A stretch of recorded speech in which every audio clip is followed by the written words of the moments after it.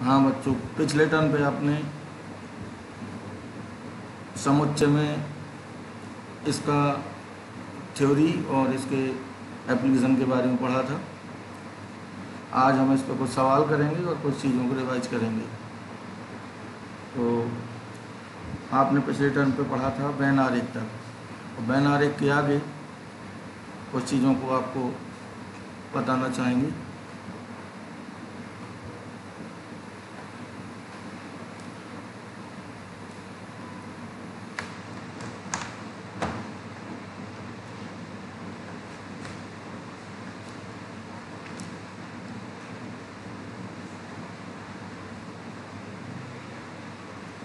तो इसमें सबसे पहले वेन आरेख के कुछ उदाहरण लेते हैं।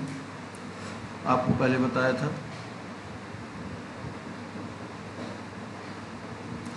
वेन आरेख।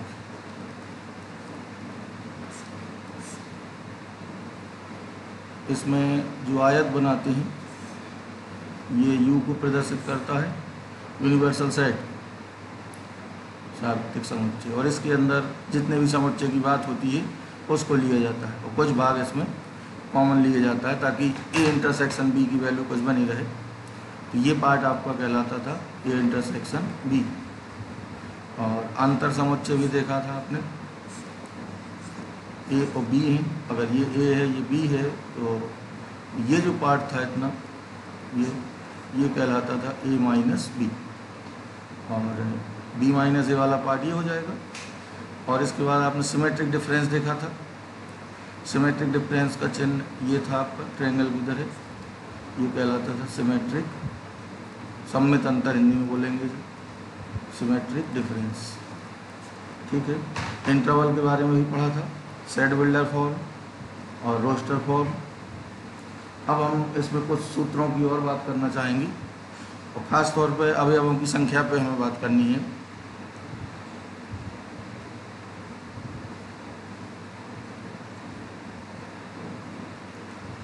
तो आज हमें बात करनी है इनकी अवयवों की जो संख्या होती है उसको कार्डिनलिटी बोलते हैं, यानी n पे अगर हम n लगा देंगे आगे, यानी Na, ये प्रदर्शित करेगा समुच्चय A में अवयवों की संख्या। यानी जब भी सेट में हम ब्रैकेट लगा के n लगा देंगे इस तरह, तो ये संख्या को व्यक्त करेगा। Na को पूरा कहा जाएगा समुच्चय A में अवयवों की संख्या।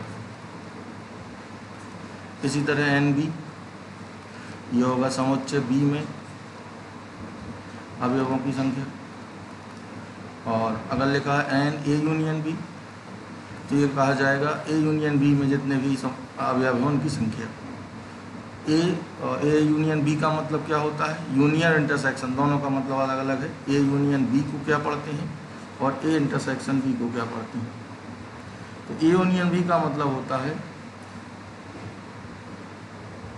A अथवा B, A में हूँ अथवा B में हूँ, A और B। और का मतलब क्या होता है इधर अथवा, यानी ऐसे अवयव जो A में हों अथवा B में हों वो लिए जाते हैं। और A इंटरसेक्शन B का मतलब होता है A एंड B, यानी इसका मतलब हुआ A में हूँ व B में हूँ। तो इस अंतर को ज़रा ध्यान रखेंगे। यानी यूनियन का मतलब होता है A और B में से किसी में भी हो तो ले लिए जाएंगे। यूनियन का मतलब ही होता है कि सबको हमें लेना है, कोई रिपीट नहीं करना। और इंटरसेक्शन का मतलब है कि जो दोनों में हो कॉमन पार्ट हो। तो इनका मतलब भी ध्यान रखिएगा, A एंड B और A और B, इसको आगे भी इसकी ज़रूरत होगी। तो एन A यूनियन B को हम क्या कहेंगे कि A अथवा B में अवयवों की संख्या, इसको क्या कहा जाएगा? एन A यूनियन B को A और A अथवा B में, और या अथवा एक ही चीज़ है, A अथवा B में अवयवों की संख्या। प्रायिकता में भी आगे आपका इसका यूज होगा। इसी तरह N A इंटरसेक्शन B अगर लिखा है तो इसको कहा जाएगा A और B में अवयवों की संख्या।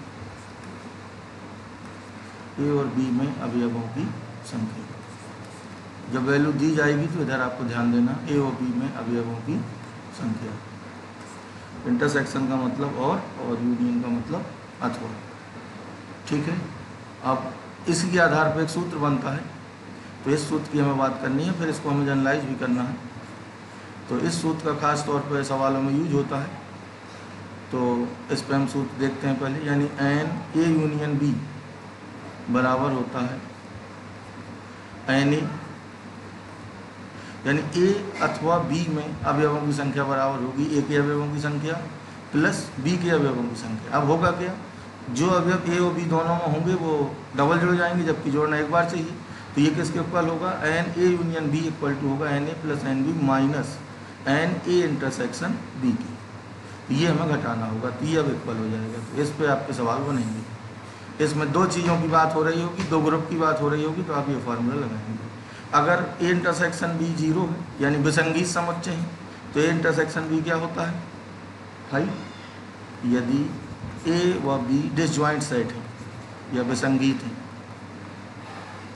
अगर ये डिसजॉइंट है तो इंटरसेक्शन बी 5 होगा। उस केस में आपका फार्मूला होगा एन ए यूनियन बी बराबर n A plus N B, ये हो जाएगा।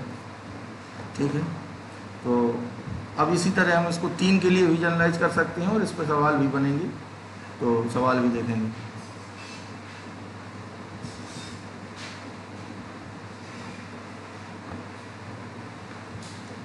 इसी फार्मूला को हम 3 के लिए देखते हैं। माना ए बी सी कोई 3 समुच्चय,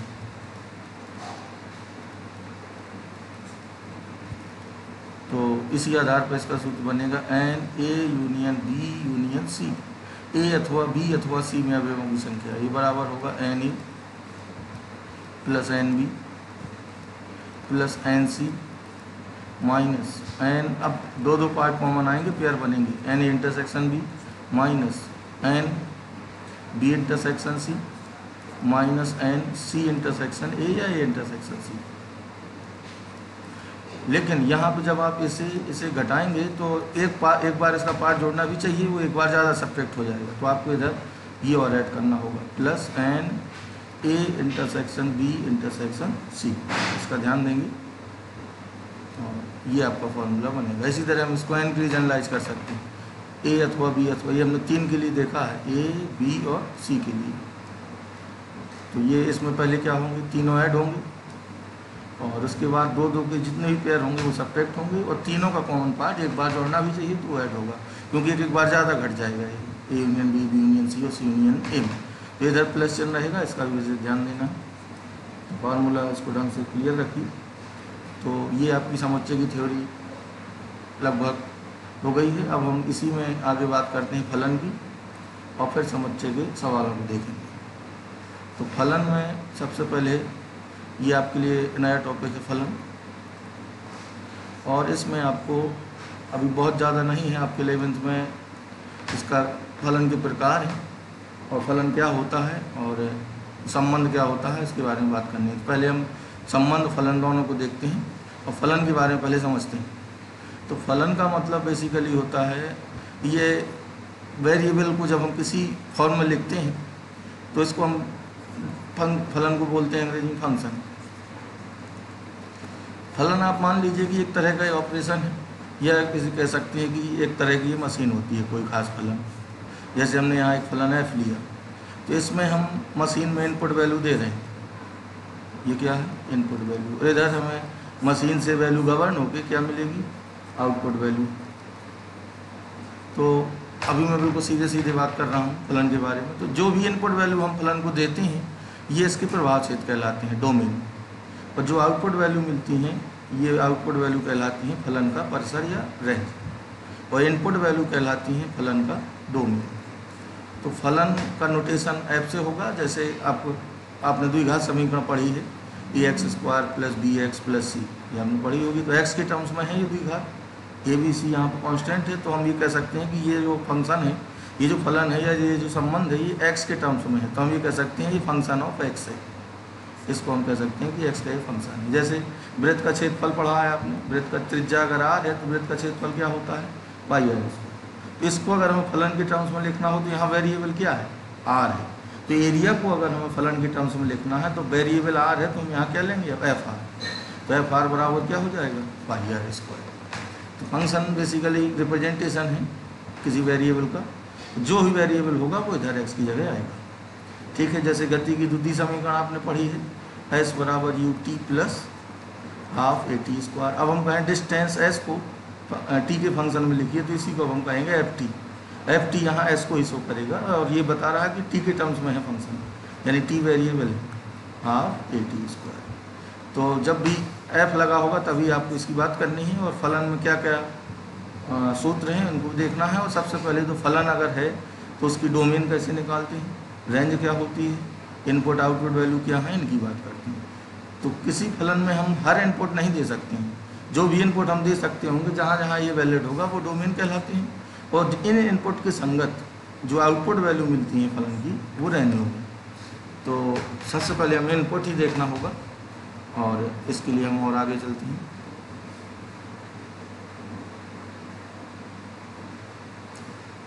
तो हम देखते हैं फलन का प्रभाव क्षेत्र। तो फलन का प्रभाव क्षेत्र, इसके डोमेन के कई नाम हैं, प्रभाव क्षेत्र, और इसी को प्रांत भी बोल देते हैं और अंग्रेजी में से बोलते हैं डोमेन। और उस तरह हम इसे इनपुट वैल्यू भी कह सकते हैं, जो इनपुट वैल्यू हम देते हैं ये भी कह सकते हैं। प्रभाव क्षेत्र, प्रांत, डोमेन, इनपुट वैल्यूज, ये सभी एक ही नाम को व्यक्त करेंगे, ये मानना है। और इसकी डेफिनेशन भी क्या होती है, तो सीधे सीधे हम इसकी डेफिनेशन ये बनाएंगे कि x के उन सभी मानों का समुच्चय जो हम फलन को इनपुट में दे सकते हैं, उन सभी मानों का जो कलेक्शन है वो या समुच्चय है वो क्या कहलाएगा, फलन का, उस पर्टिकुलर फलन का प्रभाव क्षेत्र। यानी all input values of x for which function is defined, यानी x की वह सभी मान जिन पर फलन परिभाषित हो क्या कहलाता है, प्रभाव क्षेत्र। तो हम कह सकते हैं all input values for which function is defined, यानी x के वह सभी मान, x के वह सभी मान जहां फलन परिभाषित हो। यानी परिभाषित होगा क्या मतलब है कि कोई ऐसा मान नया जिसको हम अभी ज्ञात नहीं कर सकते। जैसे अपरिभाषित राशियों में अनंत आता है कहीं, तो ये बहुत बड़ी राशि है, अपरिभाषित ही माना जाता है। 0/0 आ रहा है, अनंत माइनस अनंत आ रहा है, तो ये राशियाँ मुख्य रूप से क्या हैं, मुख्य रूप से तो दो ही होती हैं, लेकिन अनंत को भी यहाँ लेते हैं। तो ये मान अगर कहीं आते हैं किसी x पे, तो वो x हमें हटाने होते हैं, वो हम इनपुट में नहीं दे सकते हैं। जहाँ पे भी अनंत आ रहा होगा वो वैल्यू हम इनपुट में नहीं दे सकते। और ये आप जानते होंगे। तो डोमेन की ये परिभाषा हो गई। तो सभी फलनों का डोमेन अलग अलग रहेगा, और जब हम फलनों के बारे में और गहराई से पढ़ेंगे तो फिर इनकी डोमेन की भी बात होगी और इसे आपको सीखना भी है। तो ज़रा कुछ मानों की हम बात कर लें। कोई भी परिभाषित राशि है a, किसी परिभाषित राशि a में अगर आप 0 से डिवाइड करें तो वैल्यू क्या आती है, एग्जैक्ट वैल्यू तो नहीं, टेंडिंग वैल्यू कहलाती है, अनंत होती है। a कोई राशि है, 2, 3 कुछ भी, नेगेटिव भी होगी, और हम 0 से डिवाइड करेंगे तो इन्फिनिटी आएगा। और किसी भी क्वांटिटी में अगर हम इन्फिनिटी से डिवाइड करेंगे तो टेंडिंग वैल्यू क्या मिलती है, 0। तो ये चीज़ें आपको पता होना चाहिए। और कभी भी हम 0 से डिवाइड करेंगे तो इन्फिनिटी आएगा, और तो इनकी ज़रूरत पड़ेगी आपको। और इन्फिनिटी से डिवाइड करेंगे तो बहुत कम वैल्यू मिलेगी, वो वैल्यू क्या होगी, 0 की ओर टेंड करेगी। ये लिमिटिंग वैल्यू होती है। अभी आप आगे लिमिट भी पढ़ेंगे तो लिमिट में ये चीज़ें और अभी दोबारा आएंगी। लिमिट में आपको इसी को पढ़ना होता है। तो यानी a/0 इन्फिनिटी और a/इन्फिनिटी 0 होता है। टेंडिंग वैल्यू है लेकिन वैल्यू हम लिख सकते हैं। तो डोमेन की परिभाषा हुई x के वह सभी मान जहाँ फलन परिभाषित हो उस फलन के प्रभाव क्षेत्र कहलाते हैं। ये डेफिनेशन हो गई। और ये हमने तरीका हो गया। एक उदाहरण ले लेते हैं। जैसे एक फंक्शन है f(x), अब हम फलन मान के ही चल रहे हैं, 1/x-2 ये है। तो हम यहाँ कोई भी मान दे सकते हैं और वो मान हम यहाँ रख सकते हैं। लेकिन जब हम x बराबर 2 रखेंगे यहाँ, तो x बराबर 2 पे 0 हो जाएगा डिनोमिनेटर, और 0 से डिवाइड करेंगे तो क्या देगा, इन्फिनिटी। तो x बराबर 2 हम इस फलन को अब नहीं दे सकते हैं। बाकी कोई भी मान दे सकते हैं, रियल नंबर मिले। तो इसका प्रभाव क्षेत्र हो जाएगा r-2, 2 हटा दिया जाएगा क्योंकि 2 पर यह परिभाषित नहीं है, फलन में से 2 हट जाएगा। तो डोमेन आपका फलन के हिसाब से ज्ञात किया जाएगा, फलन क्या दिया है उस आधार पर उसका डोमेन परिभाषित होगा। तो नोटेशन भी हम बात कर चुके हैं। r का क्या मतलब होता है, x का मतलब जानते ही वेरिएबल है, और बिलोंग्स टू ये जो चिन्ह है इसको क्या बोला जाता है, बिलोंग्स टू। तो मैं चिन्हों को आपको दोबारा समझाने की कोशिश कर रहा हूँ एक बार। तो जब ये इस तरह होगा तो इसको पढ़ा जाता है सच दैट, और हिंदी में बोलते हैं ऐसा है कि। और ये एरो लगा हो इस तरह तो ये होता है इम्प्लाइज दैट, इंगित करता है कि, इम्प्लाइज दैट या इंगित करता है।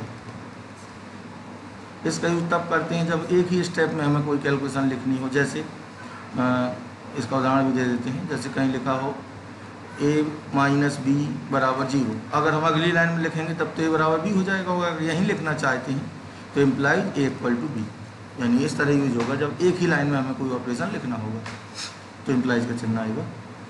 और आगे नोटेशन को देखते हैं। ये तो आप जानते हैं यूनियन है, ये इंटरसेक्शन है, और ग्रेटर लेस भी जानते होंगे, जैसे a लेस देन b, ये लेस है, ग्रेटर भी जानते होंगे।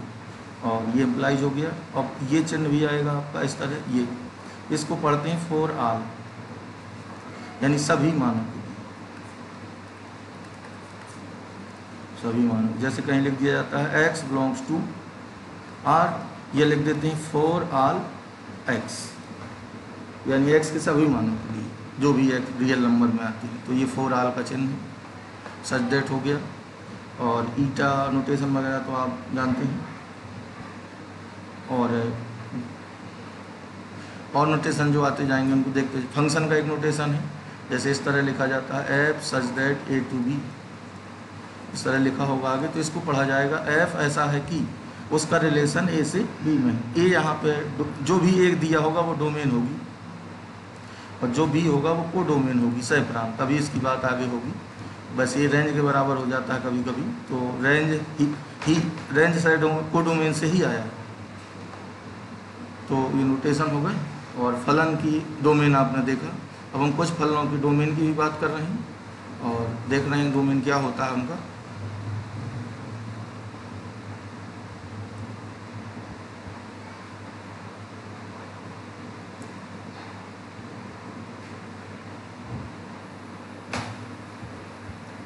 इसके पहले हम कुछ ऑपरेशन देखते हैं फलनों के।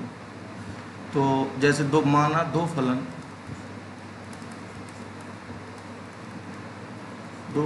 f व g, ऐसा भी इन्हें शॉर्ट में लिख सकते हैं या इसी को कह सकते हैं ये f(x) व g(x). ठीक है, तो कुछ ऑपरेशन है, इनको देखते हैं। चल पहला है, कहीं लिखा है f इंटू जी और इस तरह लिखा है x।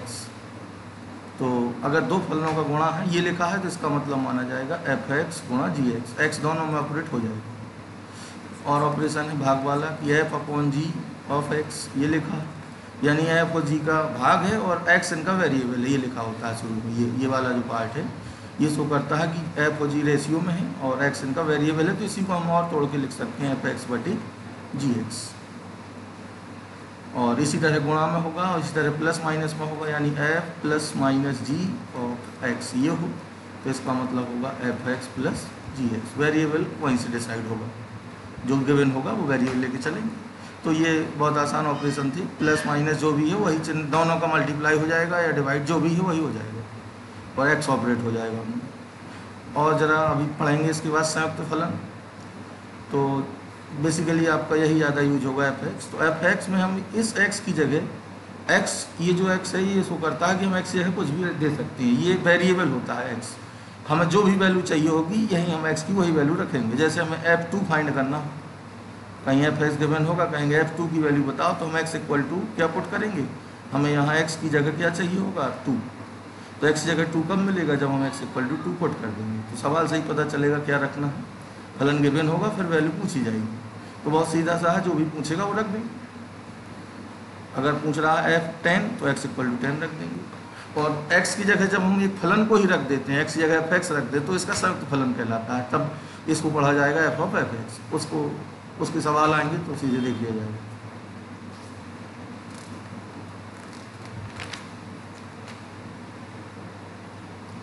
चलिए अब कुछ उदाहरण लेते हैं सेट थ्योरी पे, फिर आप लोग किताब से अपने क्वेश्चन हल करेंगे और जहाँ दिक्कत होगी बताएंगे।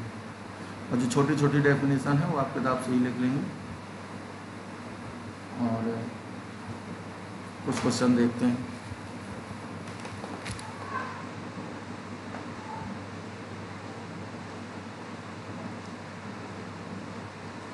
चलिए पहला एग्जाम्पल है,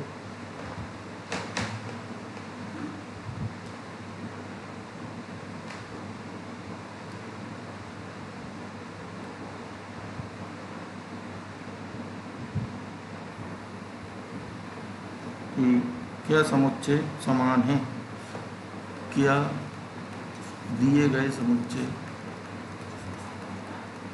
समान है। समान समुच्चय की मैंने डेफिनेशन बताई थी कि अवयवों की संख्या और मान समान। चलिए लिखते हैं कौन कौन से दो समुच्चय हैं। ए दिया है आपको -2, 2 एक समुच्चय है, और बी आपको दिया है set builder formula X such that X belongs to Z और x² -4 = 0। इसको देखना है क्या ये समान है। तो ऐसे केस में आप दोनों को रोस्टर में चेंज करेंगे, तो ये तो रोस्टर में गिवन है, इसको और रोस्टर में कन्वर्ट करेंगे। ज़रा इसको समझते हैं पहले। वो कह रहा है कि b की वैल्यू x है और x ऐसा है कि x such that x belongs to Z. Z क्या होता है? Integer number. जेड मैंने इसको शुरू में आपको पहले टर्म बताया था, जेड वाई एक ही चीज़ होती है, कहीं कहीं जेड लिया गया है, कहीं आई लिया गया है। तो इसका मतलब होता है इंटीजर नंबर्स, यानी सभी धनपूर्ण और सभी ऋणपूर्ण संख्या, 0 +-1 +-2 ये जेड होता है। तो इसको अगर हम जब रोस्टर फॉर्म में बदलेंगे बी को, तो बी क्या होगा देखिए। अब हमें इस इक्वेशन को सॉल्व करना होगा इसको। तो x² = 4, तो x = क्या आएगा? +-2। तो b की वैल्यू भी क्या हो जाएगी? अब हम सीधे x की वैल्यू रख देंगे यहाँ, -2 और +2। इधर हम किसी भी क्रम में लिख दें, क्रम का कोई महत्व नहीं। ए और बी अब आपके समान आ जाएंगे, तो यहाँ पे आप लिख देंगे यस, ए और बी समान है। ये पूछा गया था ये इक्वल है कि नहीं, तो आप लिख सकते हैं कि इक्वल है। ठीक है,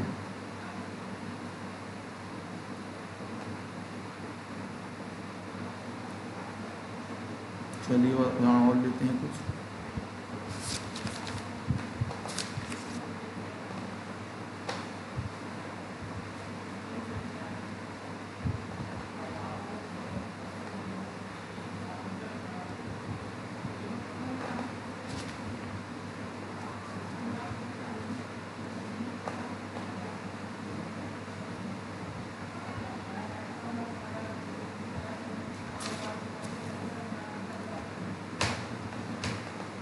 अब उपसमुच्चयों की संख्या की बात कर लें जरा, तो इसका सूत्र भी देख लेंगे। तो पहले इसी की बात कर लेते हैं, फिर उदाहरण लेते हैं। किसी समुच्चय की उपसमुच्चयों की संख्या ज्ञात करना। उपसमुच्चयों की संख्या ज्ञात करना। तो इसका सूत्र भी आपको सीखना है, सूत्र कैसे आता है ये भी सीखना। और ये उपसमुच्चय का चिन्ह है, ये वाला, ये उपसमुच्चय इसको कहा जाता है।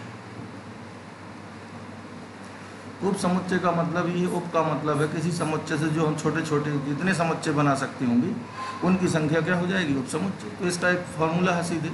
तो अगर कोई समुच्चय ए है और इस ए में मान लीजिए आपके 3 अवयव हैं ए बी सी।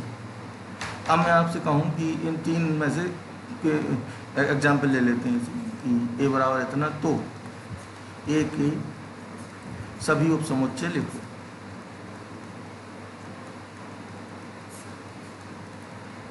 हमें इसकी सभी उपसमुच्चय लिखना है, तो हमें ये भी पता होगी कितने होते हैं, तो और आसानी रहेगी। तो ए में कितने अवयव हैं? यहाँ 3। तो अब हमें उपसमुच्चय लिखना है, तो समुच्चय के रूप में ही रहेंगे वो। तो सबसे पहले तो आप फाई ले लिया करिए, क्योंकि फाई तो हमेशा होगा।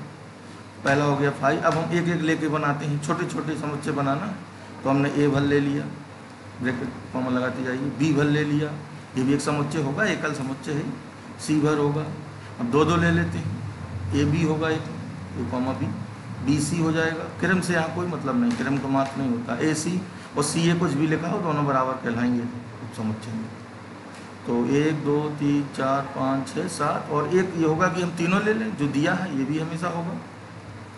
तो ये इस तरह के बनेंगे। इसमें 0 अवयव हैं, इसमें 1 है, 1 1 के 3 बनेंगे, 2 2 अवयव लेके 3, और तीनों वाला 1 बनेगा और 1 फाई। तो कुल कितने उपसमुच्चय आए? 8 उपसमुच्चय आए। तो यहाँ से अब हम इसको जनरलाइज कर लेंगे। अगर यहाँ पे 4 होते अवयव तो 16 आते, तो 2 होते अवयव तो 4 आता। तो यहाँ से एक फॉर्मूला ही निकलता है कि यदि किसी समुच्चय में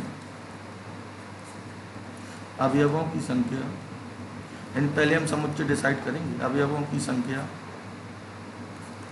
n है तो उसके कुल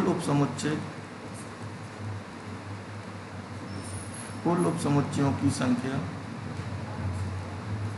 2 की पावर n होगी। ये टोटल सबसेट्स हैं, लोग आते हैं। कभी कभी पूछता उचित उपसमुच्चय, तो उचित में 5 को हटा दिया जाता है तो एक कम हो जाएगा। उचित उपसमुच्चयों की संख्या प्रॉपर सबसेट बोलते हैं तो वो हो जाएंगे 2 की पावर n-1। उचित में 5 हटा देंगे, एक कम हो जाएगा। अगर कहता है कुल उपसमुच्चय बताइए तो आप 2 की पावर n ही लेंगे। उचित शब्द लगा है तो एक हटा देंगे। कहीं कहीं 2 भी हटाया है, इसको विवाद है थोड़ा सा। कहीं कहीं ABC वाले को भी हटाया है, लेकिन आप एक ही हटाइए।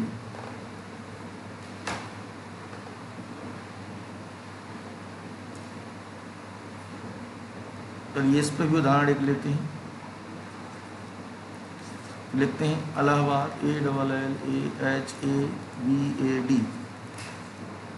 इलाहाबाद शब्द के अक्षरों से बनने वाले समुच्चय के कुल उपसमुच्चयों की संख्या बताओ।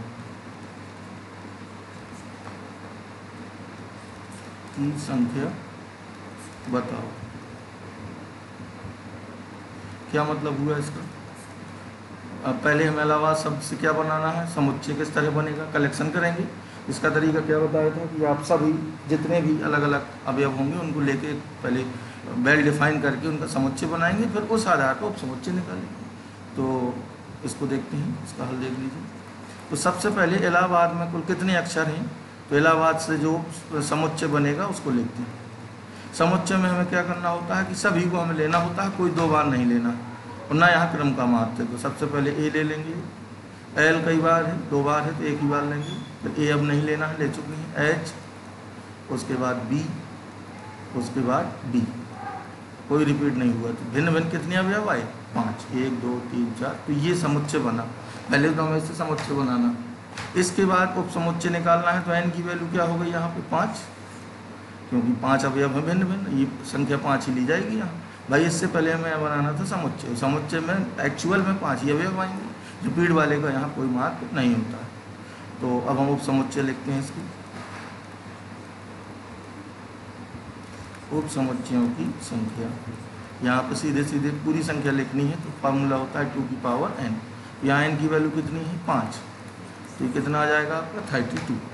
तो इलाहाबाद शब्द के अक्षरों से बनने वाले कुल उपसमुच्चय होंगे 32।